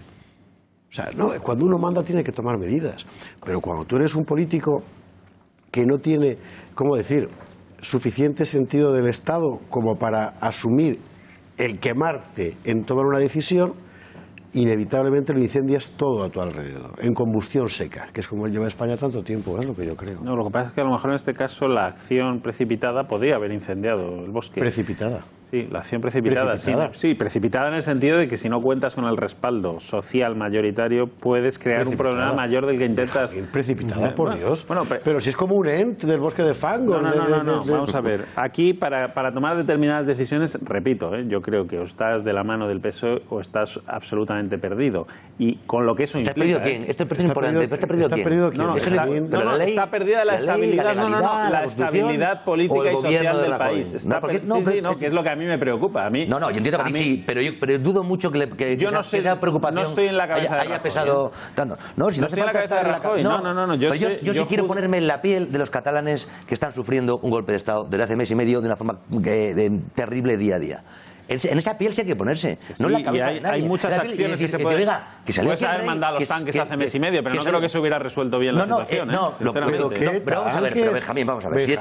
Si es aplicar sentencias de los tribunales como los de educación. El gobierno de Rajoy lo que se ha mandado ha sido un barco humillante para risas de toda la comunidad internacional, donde siguen malviviendo policías y guardias civiles maltratados. Pero Kiko, no es para risas de nadie, porque no creo que nadie se esté riendo de eso. Hicieron 4 chistes en Twitter en ese momento. Es de los que el delegado del gobierno en Cataluña, en Barcelona, dice que efectivamente la policía se excedió y pide perdón. Eso sí es para reírse. Ellos se han reído mucho. La policía la Guardia Civil se siguen riendo mucho. Es que aquí de tanques nadie ha hablado. Que ha mandado la policía. Es un claro error de vamos a intentar escucharnos y a ver. Que el ministro no lo dice. Un momento, Benjamín.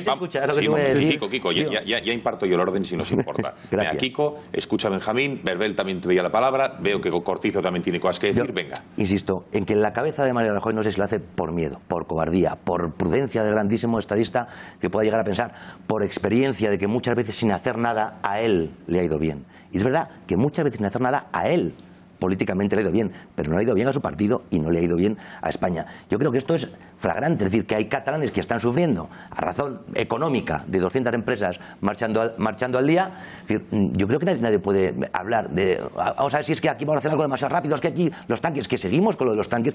Pues mira, los tanques también, es decir, porque llevan 30 años diciendo no hagáis nada porque esto les alimenta.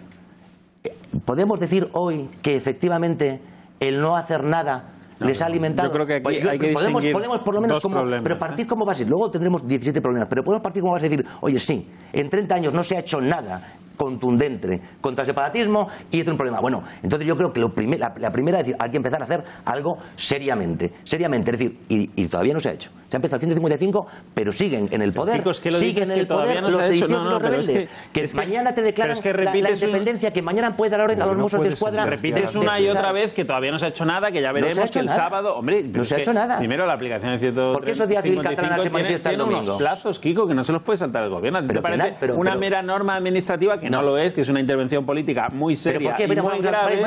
Muy seria. A ver, un momento, ahora vamos, venga, Benjamín. ¿Se explica, Benjamín? Un momento, Kiko, para escuchar a Benjamín, venga. Primero, no es una mera actuación administrativa. Lleva sus plazos a hacerla. ¿Que no estás de acuerdo con los plazos? Puede ser, pero bueno, es que para eso es la potestad del gobierno. ¿Que no te parece bien? Pues es respetable.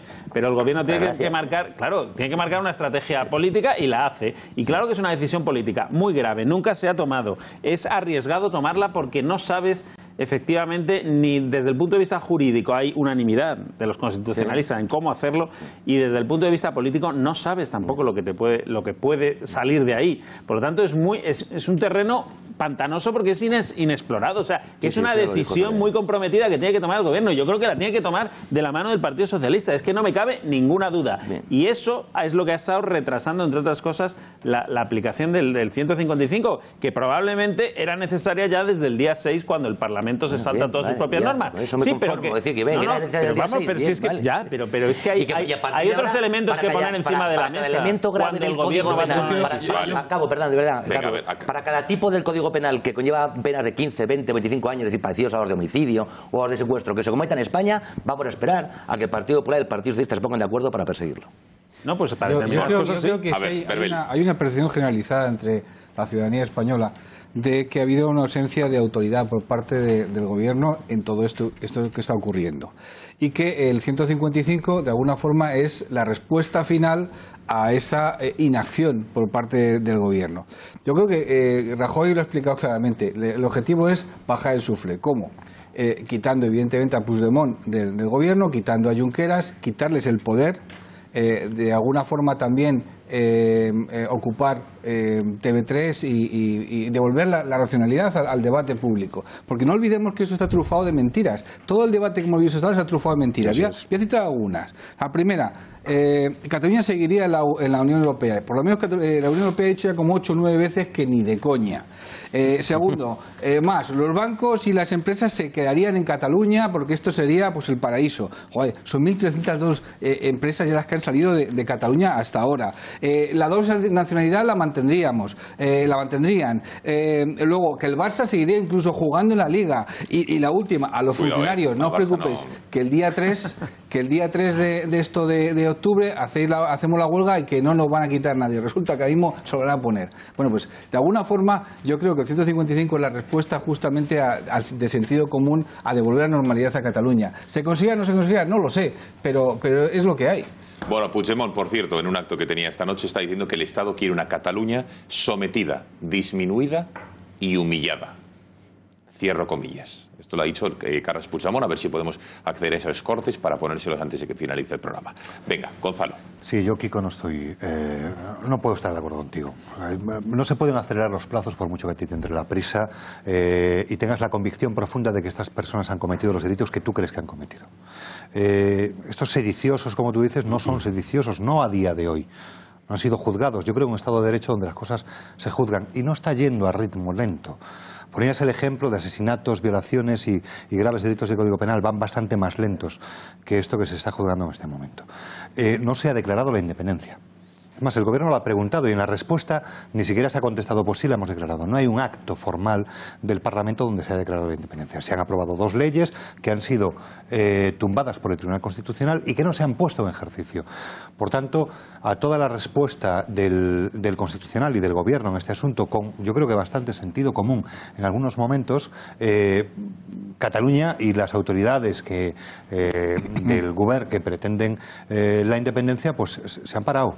Y luego haces el comentario constante de las empresas que se van, como si esa diera la prueba del 15 de que todo se está haciendo muy mal. Las empresas se van porque el Gobierno las está empujando a que se vayan, porque el Gobierno ha sido lo primero que ha hecho el Gobierno de eso, ha sido ponerles el puente de plata. Y si algo hemos visto en todo este proceso es que cualquier cuestión vinculada con lo económico es la que más ha funcionado para que hubiera una reacción o una inacción, que es lo que yo creo que está protagonizando en estos momentos el señor Puigdemont. Insisto, no ha declarado la independencia. Es más, está invitado el viernes al Parlamento, al Senado, en ese pleno que a mí me parece una situación un poco, no sé, sui generis, toda vez que el jueves hay un pleno en el Parlamento en donde se podría declarar la independencia. No creo que lo vayan a hacer. Invitar también, está parado. Está todo parado. No hay que hacer nada más de lo que se está haciendo en estos momentos. Y sobre todo, no hay que adelantar los plazos legales porque la ley está para eso.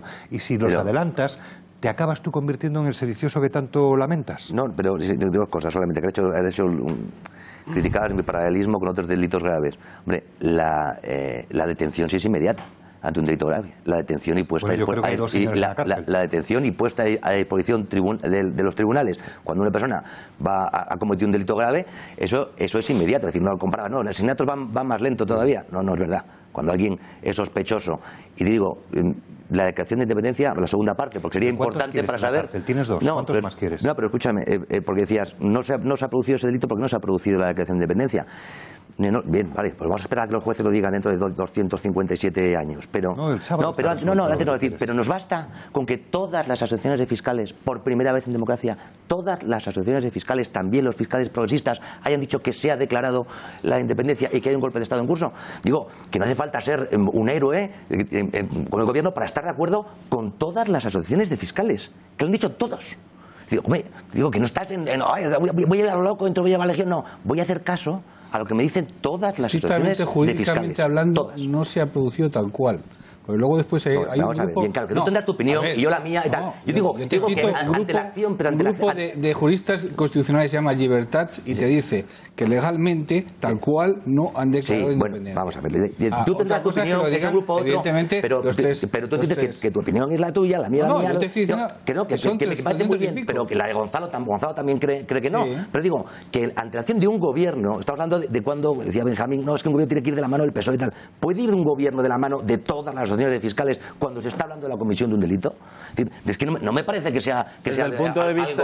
Eso es irrelevante. Desde el punto de vista de la opinión pública es irrelevante. Que te parece irrelevante que desde el punto de vista de la opinión pública lo que digan las asociaciones fiscales es irrelevante. Lo que importa es tu opinión. Que digas, no, lo que importa es lo que digan los dos grandes partidos de este país. Eso es así. O sea, que sobre los delitos, para la opinión pública sí. Para la opinión pública sí. Pero ahí es donde estáis, y me parece muy bien, que lo entiendo perfectamente la posición, pero es decir, es que nuestra posición ante la comisión de los delitos gravísimos que afectan nuestra soberanía, que es la de todos, también la mía, nuestra posición es a ver cuál es el planteamiento político. Pero vamos a ver, y mi posición es decir, el planteamiento político debe venir en un mundo después, ideal, debe venir, bueno, no es el mundo ideal, en cualquier mundo, en cualquier estado que se precie y que se respete a sí mismo, el planteamiento político, la negociación, el encaje, todo lo que queráis, tendrá que venir después de la estricta aplicación de la ley. Que no he dicho yo que no se esté cumpliendo, que lo dice el rey, que lo dice el jefe del Estado, el presidente del gobierno, la pero vamos a ver, si la diferencia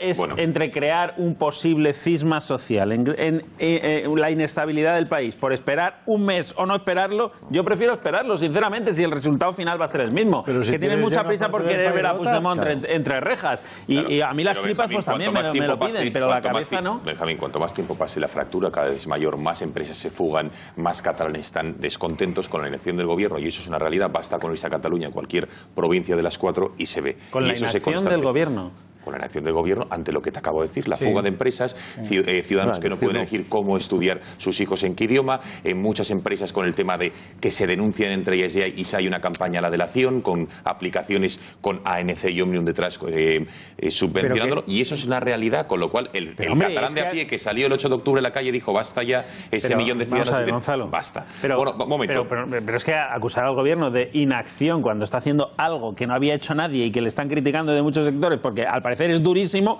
para mi juicio no, desde luego, pero que es durísimo, pues hombre, no creo que sea justo acusarle de inacción. Otra cosa es que la gente diga, no, es que esto hace 2 años o hace un mes tenía que haberlo hecho, pero yo vuelvo a lo mismo. Más opiniones, venga. A mí no me importa esperar un mes si el resultado es mejor. Para saber más de cómo hemos llegado a este punto, está con nosotros Jesús Lainz, que es escritor, ensayista, sobre todo centrado en los nacionalismos que existen en nuestro país. Ha escrito, el último ha sido El privilegio catalán, 300 años de negocio de la burguesía catalana, pero anteriormente también escribió un libro que muy probablemente le sonará, Adiós España o España contra Cataluña, historia de un fraude. Señor Lainz, muy buenas noches. Buenas noches, ¿qué tal? Gracias por estar con nosotros en El Gato. Un placer. Bueno, uno de los motivos esgrimidos por el separatismo, que es de lo que estamos hablando esta noche, para marcharse de España, es que a Cataluña se le ha maltratado económicamente de una manera sistemática. Es más, se llegó a bautizar por el nacionalismo como el España ens roba, ¿no? El España nos roba. ¿Qué hay de cierto en esta afirmación, si es que hay algo de cierto? El problema del España nos roba es que ha sido, digamos, el último escalón de unos cuantos previos, es decir, no llegó así de la nada. Hemos sufrido 40 años de un régimen totalitario en una parte de España que ha controlado antidemocráticamente, anticonstitucionalmente y totalitariamente la educación, los medios de comunicación, etcétera. Por eso, evidentemente, el 155 se tendría que haber aplicado no ya hace años, sino hace décadas, desde mi punto de vista. Por poner un ejemplo, desde que en el año 90 apareciera en el periódico de Cataluña aquella famosa filtración del documento 2000, creo que le llamaban, del gobierno de Jordi Pujol, en el cual se establecía todo un plan totalitario de penetración y de dominio de la sociedad catalana. Ya eso tenía que haber sido prueba más que suficiente para decir, no, aquí esto no puede ser, no podemos admitir que una parte de España sea un régimen totalitario. Entonces, la parte final, digamos, el argumento final, después de tantas patrañas sobre 1714 y Casanova y el genocidio lingüístico franquista y todas estas cosas, llegó la crisis y le pusieron en bandeja, digamos, el argumento del España nos roba, que por supuesto es una monumental patraña. Lo que pasa es que esto también se podría enfocar desde más atrás, Es decir, la relación de Cataluña con España no es solamente de hace 5 años para acá, no es desde la crisis para acá, es una relación evidentemente de elemento fundacional desde que formó parte de la Hispania romana, evidentemente, y la primera capital de España estuvo en Tarragona, ni más ni menos. Pero la relación, digamos, desde el punto de vista económico, se podría echar la vista atrás con la peor de las intenciones hasta precisamente la llegada de los pérfidos Borbones, ¿no? Que es el gran coco, el gran momento de pérdida de la soberanía, de pérdida de la libertad de la nación catalana frente a Felipe V, que es que vino y se la robó torticeramente, ¿no?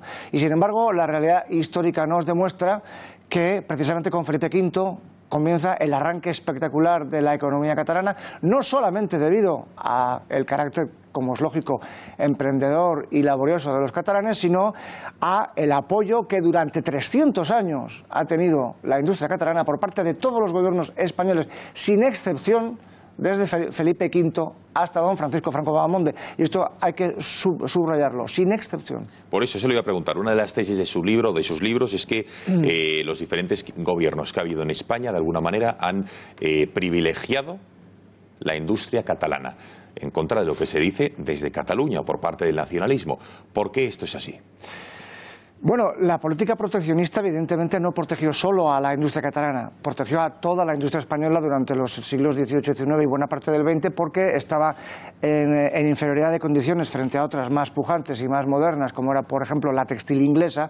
Entonces, para proteger la industria textil española, que en su 94% era catalana, se tuvieron que poner unos aranceles enormes que dificultaron la entrada de los productos de fuera y obligaron, en cierto modo, a todos los españoles a comprar los productos de la industria textil catalana que eran peores y más caros. Hay una frase muy interesante del egregio novelista francés Stendhal, que en 1837, fíjense, bastante antes de la guerra civil y de todas estas cosas, se dio un paseo por el norte de España, estuvo pasando un par de meses en Cataluña y escribió en su libro de viajes una frase en la que decía que curiosa gente estos catalanes que quieren tener cautivo, quieren obligar a todos los españoles de todas las provincias a pagar más dinero por paños peores, ¿no? Y entonces esta es, digamos, la clave de la protección, en concreto de la industria textil catalana.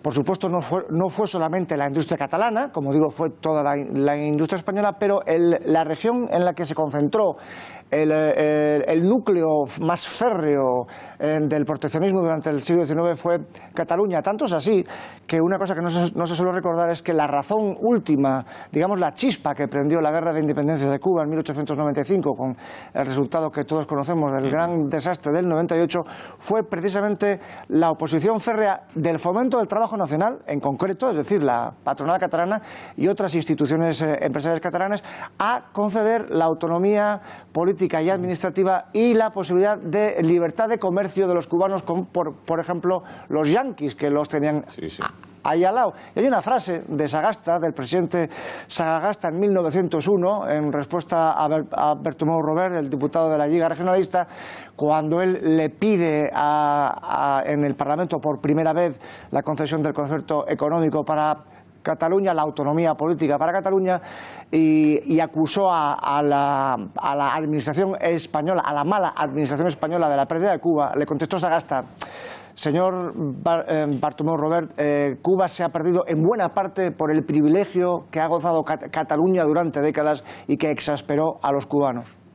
Bueno, es cierto, otro manta nacionalista, ya que la tenemos aquí, señor Lainz, de que durante el franquismo, antes someramente ha hecho unas pinceladas Esparza, desde todos los puntos de vista se asfixió a Cataluña, sobre todo desde el cultural y el económico.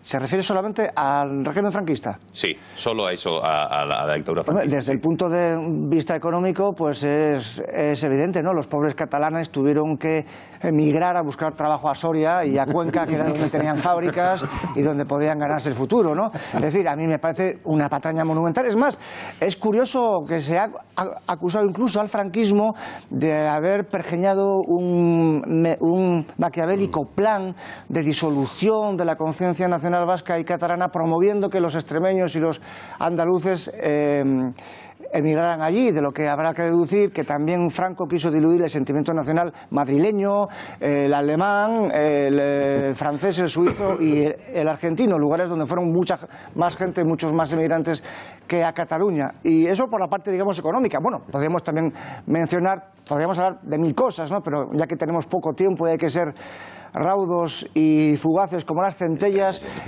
cuando murió Franco en el año 75, Cataluña, que es el 6% del territorio nacional, contaba con el 45% de las autopistas. Ese dato, por ejemplo, es más que suficiente. Y luego, finalmente, sobre el tema del genocidio cultural, en fin, la lengua catalana no fue oficial, eso es cierto. Del mismo modo que ninguna lengua regional en ningún país de Europa era entonces, y sigue siendo hoy, tampoco oficial. Es decir, la política lingüística franquista de una sola lengua oficial para la escuela pública y para la relación de las personas con la administración era la misma que tenían en Francia, la misma que tenían en Inglaterra, la misma que tenían en Alemania. Luego todos esos países en los años 30, 40, 50, 60, 70, 80 y 90 e incluso hoy siguen una política franquista, ¿no? Y luego finalmente habría que recordar que nada más hay que buscar en el ISBN, el archivo de los libros que se han publicado en España desde hace muchas décadas para acá, búsquense los libros en lengua catalana desde el año 39 hasta la muerte de Franco y verán que hay decenas de miles de libros y, por supuesto, de obras de teatro, de ópera en catalán, de zarzuela en catalán. Es decir, eso de que... es más, la época gloriosa de la literatura catalana del siglo XX fueron los años 50, 60 y 70, con Franco. Bueno, me gustaría, señor Raiz, que viéramos a Juli Gutiérrez, se lo voy a presentar, no sé si lo conoce, es el nuevo historiador de la ANC, de la Asamblea Nacional Catalana, quien hoy, atención, dice lo siguiente sobre lo que ha sido Cataluña y lo que va a ser en los próximos 1700 años. A ver si considera que tiene rigor esta afirmación. Quan els alemanys girin l'esguard enrere, s'adonaran compte que Europa és catalana, que el pensament que ha llegat a Europa ha sigut el català. I d'aquesta manera, durant els pròxims 1.700 anys, que no són pocs, tot el món occidental pensarà i viurà d'acord amb la manera catalana. Bueno, lo hemos querido recortar porque era una exposición un tanto más larga, bueno, en fin, por cortesía de Dolça Cataluña. Pero bueno, ¿qué le parece afirmaciones como la de este señor y tantos otros historiadores cuando empezaron a decir que, bueno, Colón y tanta Cervantes y tanta gente eran catalanes? Hombre, esto es una manifestación más de la locura colectiva en que consiste el catalanismo. Es decir, si a esto le añadimos las locuras del camarada Cucurul, con eso de que Juan Sebastián Elcano era de Tarragona y Santa Teresa de no sé dónde y Cervantes de no sé cuál, si a eso le añadimos una famosa obra que el amigo francés Pujols, una de las más preclaras mentes del catalanismo de principios de siglo, en su libro La ciencia catalana, en el año 1918 dijo que algún día los catalanes, por ser hijos de la terra de la veritat, serían admirados en todo el mundo y tendrían todo pagado allá donde fueran, porque al catalán el mejor regalo que se le puede hacer cuando va de viaje es que el hotel les haga gratis. Conste que no son palabras mías, son palabras del señor Pujols, que queden claros. Entonces, este señor estaba absolutamente desquiciado, evidentemente, y dijo que eso, que los catalanes ya desde Raimundo Lulio eran los descubridores de la verdad sobre el hombre y sobre Dios, y por eso serían admirados en todo el mundo. Pero si echamos un poquito más atrás, nos vamos a 1880 y tantos, cuando Pompeyo Gener, otro de los primeros ideólogos del nacionalismo catalán, dijo que los castellanos éramos tontos por esencia, porque, bueno, yo no, que vivo en Santander, al borde del mar, me salvo, pero los que viven en la meseta tienen las neuronas mal constituidas por falta de kriptón, argón y neón y no sé qué otros gases que no hay en la meseta y sí la hay en las costas, y por eso los castellanos son indefectiblemente subnormales. Entonces, claro, todo esto juntado desde hace un siglo para hoy hace que el catalanismo político no solamente sea la aberrante doctrina que conduce a un golpe de Estado, sino un problema psiquiátrico. Totalmente. Bueno, señor Lainz, yo creo que ha quedado clarísimo. Ya por último, en menos de un minuto, me gustaría preguntarle si considera que el nacionalismo, una vez que ahora probablemente se aplique el 155, se intervenga todo aquello, ¿qué futuro prevé? Porque está claro que el independentismo antes era un nacionalismo que ha ido mutando, o siempre ha sido independentista, pero antes con una careta y ahora se la han quitado, pero desde luego no van a dejar de serlo. Con lo cual, ¿cuál es el futuro que usted prevé? Avui paciencia, demà independencia. Esto ya lo decían en las manifestaciones de los años 70, ¿no? Y el programa que le he dicho antes del año 90 bien claro lo demostraba, que era un proceso gradual de dominio totalitario de la población.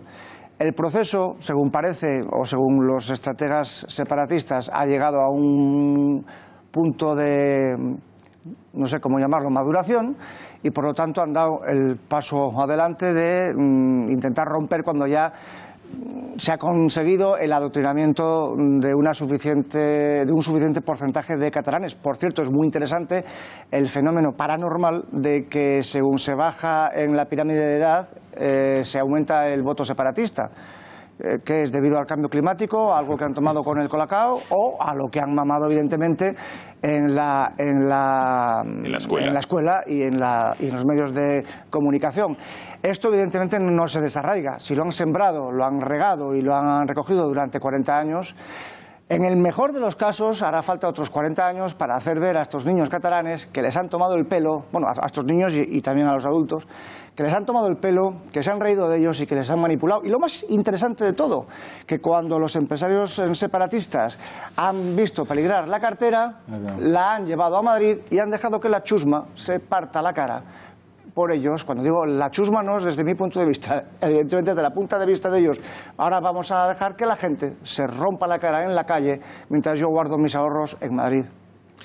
Don Jesús Lainz, ha sido una charla francamente interesante. Le agradezco enormemente que haya estado esta noche en el Catalagua. Un placer, muchas gracias. Y muy buenas noches. Gracias. Señores, no hay tiempo para más. Nos tenemos que despedir. Me hubiese gustado tener algún tipo más de debate para que pudieran intervenir el resto de analistas, pero el tiempo se nos ha echado encima. Les dejo ahora con el editorial de Julio Ariza. Despido ya la mesa. Carlos Olver, ha sido un placer. Gracias, mío. Muy buenas noches. Gonzalo Cortizo. Buenas noches. Muy buenas noches. Esparza. Mañana a las 2, Jesús Lainz en la redacción abierta de Intereconomía. Ah, pues mira, podremos completar. Claro y a las 7:30 en el aula cultural del ABC, Odón el 10, les espero a todos. También. A las 7:30. ¿Queda una conferencia, una charla? Sobre esto mismo. ¿Sobre esto mismo? Sí, a las 7. Sí. Con lo cual, ponga la grabación del programa de hoy y ya está, se ahorra darla. Será un poquito más larga y más jugosa todavía. Sí, no me diga eso, por Dios.